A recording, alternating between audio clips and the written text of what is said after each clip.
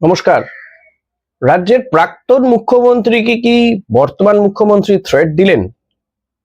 কেন বলছি এই কথাটা সেটাই বলবো। পুরো ভিডিওটা দেখতে হবে, তার জন্য ভিডিওটা দেখবেন পুরোটা। লাইক কমেন্ট শেয়ার করতে ভুলবেন না, চ্যানেলে নতুন হলে সাবস্ক্রাইব করবেন। দেখুন, শুভেন্দু অধিকারী নবান্নে বসে সাংবাদিক সম্মেলন করছিলেন। সেখানে তার কিছুক্ষণ আগেই প্রাক্তন মুখ্যমন্ত্রী মমতা বন্দ্যোপাধ্যায় তিনি ফেসবুকে লাইভ করে একাধিক বিষয়ে তিনি বর্তমান সরকারকে তুলোধনা করেন। সেটা অন্নপূর্ণা ভান্ডারে মহিলারা টাকা পাচ্ছে না থেকে শুরু করে যাদবপুর বিশ্ববিদ্যালয়ের যে ঘটনা ঘটেছে সেই ঘটনা, পাশাপাশি অগ্নিমিত্রা পাল তিনি যে ফ্রি স্কুল স্ট্রিটে সেখানে গিয়ে একজন বৃদ্ধা তিনি দুধ জাল দিচ্ছিলেন, সেটা নিয়ে তিনি তাদের উপরে চেঁচামেচি করেন যে রাস্তার ধারে কেন এইভাবে বাচ্চার দুধ জাল দেওয়া হবে, রাস্তায় কি সংসার পাতার জায়গা, ফুটপাতে কি সংসার পাতার জায়গা, এই সমস্ত বিষয় তিনি বলেন। সেখান থেকে তাদেরকে উঠে যেতে বলেন। তো এটা নিয়ে প্রচুর সমালোচনা হচ্ছে। সেটা নিয়ে মমতা বন্দ্যোপাধ্যায় তিনিও কটাক্ষ করেন এবং মমতা বন্দ্যোপাধ্যায় আরো কয়েক ধাপ এগিয়ে তিনি বলেন ওই পরিবারটির দায়িত্ব দেবে তার দল বা তিনি দায়িত্ব নিতে রাজি। পাশাপাশি তিনি বলেছেন যে অন্নপূর্ণা ভান্ডারে যারা বঞ্চিত হচ্ছেন তাদেরকে নিয়ে তারা কারা, তাদের একটা লিস্ট তৈরি করতে হবে এবং তারা একটা সিস্টেম তৈরি করবে, বা হয়তো তারা পরবর্তীতে সেই বিষয়টি যাতে সরকারের নজরে আসে সেটাকে আনার চেষ্টা করবে তার দল। তো এহেন মমতা বন্দ্যোপাধ্যায়ের এই ফেসবুক লাইভের পরেই কিন্তু মুখ্যমন্ত্রী তিনি সাংবাদিক সম্মেলন করেন। সাংবাদিক সম্মেলন করে তিনি দেখান যে আগের সরকার কাদের কাদের লক্ষ্মী ভান্ডার দিয়েছে, কোন কোন জেলায় কত হিন্দু পেয়েছে, কত মুসলিম পেয়েছে, এই সমস্ত তথ্য তিনি যাবতীয় তথ্য দেওয়ার চেষ্টা করেন।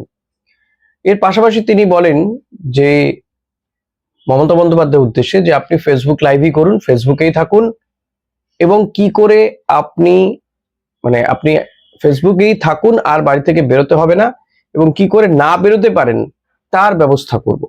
শুনুন। ফেসবুকেই থাকুন, আপনি বিকালবেলা আপনাকে রাস্তায় বেরোতে হবে না, আপনাকে রাস্তায় বেরোতে হবে না, আর রাস্তায় আপনি যাতে না বেরোতে পারেন তার ব্যবস্থাও আমি করব। আপনি বাড়ির উপর নিয়ে খেলতে গেছিলেন, গোল খেয়ে বাড়ি এসেছেন। আপনি হালিশহর নিয়ে চেষ্টা করেছিলেন, সেখানেও ডবল গোল খেয়ে বাড়ি এসেছেন। যত কথা কম বলুন, বিশ্রাম করুন, অনেক বয়স হয়েছে। দেখুন, ওই ফেসবুকেই থাকুন, ফেসবুক লাইভই করুন, এই পর্যন্ত বক্তব্যটা মেনে নেওয়া যেত, কিন্তু তারপরে যেটা বললেন যে কি করে বাড়ি থেকে বেরোতে না দিতে হয় সেটা দেখে নেব, আমি তার ব্যবস্থা করছি।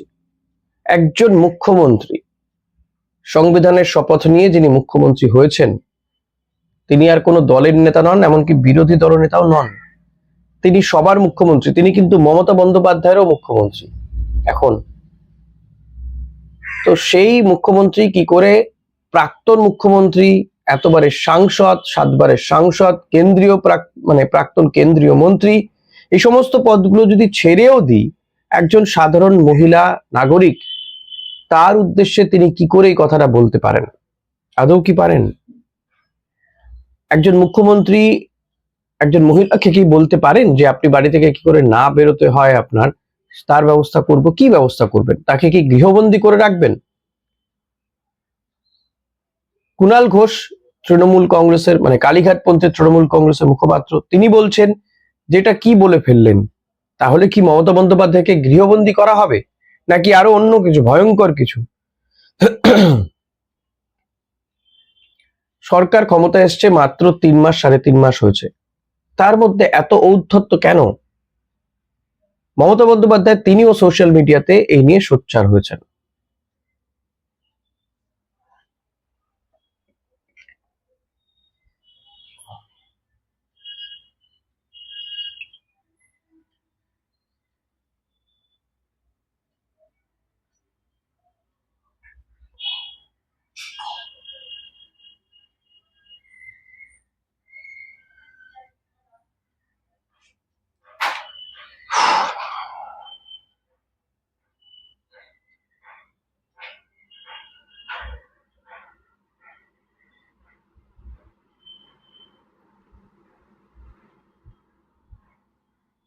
মমতা বন্দ্যোপাধ্যায় তিনিও সোশ্যাল মিডিয়াতে এই নিয়ে সোচ্চার হয়েছেন।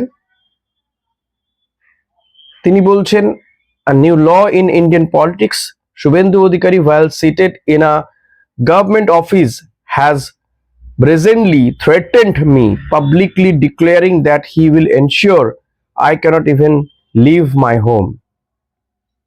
এরপরে আরো তিনি বলেছেন এবং তিনি গোটা বিষয়টি প্রধান বিচারপতি, সুপ্রিম কোর্টের প্রধান বিচারপতি, দেশের প্রেসিডেন্ট সবার নজরে যাতে আসে সেটা তিনি বলছেন যে তারা প্রত্যেকে এই বিষয়টির দিকে নজর রাখুন বা নজর দিন। তো এই যে I call upon the Honorable President of India, the Honorable Chief Justice of India and the people of India. Is this the India envisioned by our Constitution? ভারতের সংবিধান কি এই কথা বলতে বলে? একজন সিটিং সিএম তিনি এক্স সিএম সম্পর্কে শুধু নয় কোন নাগরিক সম্পর্কেও কি এই কথাটা বলতে পারেন?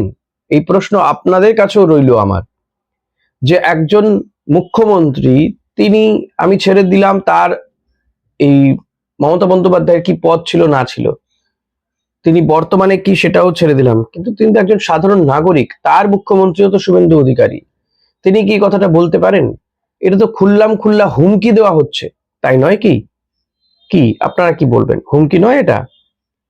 কি করবেন? হোম অ্যারেস্ট ছাড়া আর কি করতে পারেন? তাকে কি মারধর করবেন? দেখুন, এর আগে আমরা দেখলাম তাকে বারুইপুরে যেতে দেওয়া হলো না, অলিখিত হোম অ্যারেস্ট করা হয়েছিল। তিনি হালি শহরে গিয়েছিলেন, সেখানে তার গাড়ির উপরে হামলা, বিক্ষোভ, ভানা টানা প্রচুর কিছু হয়েছিল। কতজন গ্রেপ্তার হয়েছে কেউ কি জানেন? জানেন না। তো এখন বলা হচ্ছে যে আপনাকে কি করে বাড়ি থেকে বেরোতে না হয় তার ব্যবস্থা আমি করব। কোথাও গিয়ে কি শুভেন্দু অধিকারী ভয় পাচ্ছেন? বিরোধী দলগুলো তার কিছু নেই সে অর্থে, কারণ ঋতব্রত বন্দ্যোপাধ্যায় এখন তার পকেটে, তার পিছু পিছু ঘোরাফেরা করে, পারলে তার চেয়ারটাতেই বসে পড়ে। তো এখানেও শুভেন্দু অধিকারী বিরোধী দলের যার কিছুই নেই, তাহলে মমতা বন্দ্যোপাধ্যায় একমাত্র মাঝে মধ্যে তিনি পথে নামছেন বা যেতে চেষ্টা করছেন, বক্তব্য রাখছেন ফেসবুক লাইভে এসে, এতটা আতঙ্কের কি আছে, ভয়ের কি আছে? এটাই তো সবচেয়ে বড় প্রশ্ন। নাকি এটা ঔদ্ধত্য? আপনাদের কি মনে হয়, এটা কি ভয় নাকি ঔদ্ধত্য? দেশের সংবিধান বলে আদৌ কি কিছু আছে? এটা তো আমার মনে হয় সুপ্রিম কোর্টের প্রধান বিচারপতি স্বতঃপ্রণোদিতভাবে এটাতে ইন্টারভেন করা উচিত। এখন তৃণমূল কংগ্রেস এই বিষয়টিকে নিয়ে কতদূর যাবে আমি জানি না, কিন্তু দেশের নাগরিকদের, গোটা বাংলার নাগরিকদের তো সচেতন হওয়ার প্রয়োজনীয়তা রয়েছে বলে তো আমার মনে হয়। যে একটা সরকার সবে সবে ক্ষমতায় এসছে, তাদের এতটা উদ্ধত্ত হয়ে যায়, কাদেরকে নিয়ে আসা হলো বাংলায়? এই সরকার আগামী দিনে দেখুন, অন্নপূর্ণা ভান্ডারের টাকা পাচ্ছেন না বহু মহিলা, তারা বিক্ষোভ দেখাচ্ছেন, আন্দোলন করছেন, পথে নামছেন তারা। তারা যোগ্য অযোগ্য এই কথা তো আগে কখনো বলা হয়নি, এখন কেন বলা হচ্ছে হঠাৎ করে? যোগ্যরা টাকা পাবে, যোগ্যতার মাপকাঠিটা কি? লক্ষ্মী ভান্ডারে এই যোগ্যতার মাপকাঠি ছিল না, মানে অন্তত শুধুমাত্র দু একটা বিষয় ছাড়া, বয়স, হানাতানা এই বিষয়গুলো ছাড়া। ফলত মানুষের মধ্যে ভোটের আগে একরকম কথা বলবেন, ভোটের পরে গিয়ে আর একরকম কথা বলবেন, তারপর সেটা দিতে না পারলে মানুষ পথে নামলে তাদের বিরুদ্ধে পদক্ষেপ করা হবে।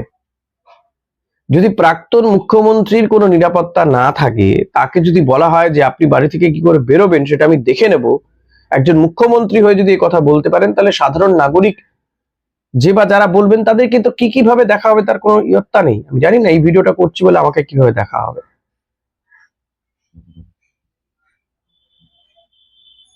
এটাই কি আমাদের দেশ? এটা কি আমাদের রাজ্য? আপনারা কি এই জন্যই ভোট দিয়েছিলেন? মানুষ তো এরপর আর ভোটই দিতে চাইবে না। কাকে ভোট দেবে তারা? আদৌ কি আপনারা ভোটে জিতে ক্ষমতা এসেছেন? এই প্রশ্নটা তো স্বাভাবিক উঠছে। যদি তাই হয় তাহলে এত ভয় কিসের? মানুষের উপর আস্থা রাখুন, ভরসা রাখুন, যারা আপনাকে ভোট দিয়েছেন তাদের উপরে ভরসা রেখে কাজ করুন, তাহলে তো ভয় পাওয়ার জায়গা না। বিরোধী দল তো বলবেই, তারা আপনি কাজ করলেও বলবে, না করলেও বলবে। আপনাকে কে প্রশংসায় ভরিয়ে দেবে? আপনি দিয়েছিলেন বিরোধী দলের যখন ছিলেন, মমতা বন্দ্যোপাধ্যায়ের হাজারো দোষ ত্রুটি ধরে বেরিয়েছেন, করেছেন, ঠিকই করেছেন, বিরোধী দল হিসেবে সেটাই আপনার কাজ ছিল। কোথাও কোথাও আপনিও বাধা পেয়েছেন, আদালতে ছুটেছেন, কিন্তু কেউ আপনাকে বলেনি যে আপনি কোথা থেকে বেরোতে পারবেন, বাড়ি থেকে বেরোবেন কি বেরোবেন না সেটা আপনাকে দেখে নেওয়া হবে। প্রশাসনের শীর্ষস্থানীয় একেবারে ক্ষমতায় বসে, চূড়ায় বসে, সরকারি জায়গা থেকে প্রেসমিট করে কেউ কখনো বলেননি। অন্য কোনো রাজ্যেও বলেছে কিনা আমার সন্দেহ আছে। যাই হোক, এটা ঠিক করবেন আপনারাই, যে শুভেন্দু অধিকারী যে কথাটা বলেছেন সেটা ঠিক না ভুল, এর বিচার করার দায় আপনাদের, আমার নয়। বিচার করবেন, আপনারা যেটা মনে করবেন সেটাই করবেন, লিখবেন, অতি অবশ্যই কমেন্ট করবেন। আজকের মতো ভিডিওটা এখানে শেষ করছি। ভালো লাগলে লাইক করুন, শেয়ার করবেন, প্রচুর প্রচুর শেয়ার করুন, প্রচুর শেয়ার করুন, হাইপ দেবেন প্লিজ। Thank you.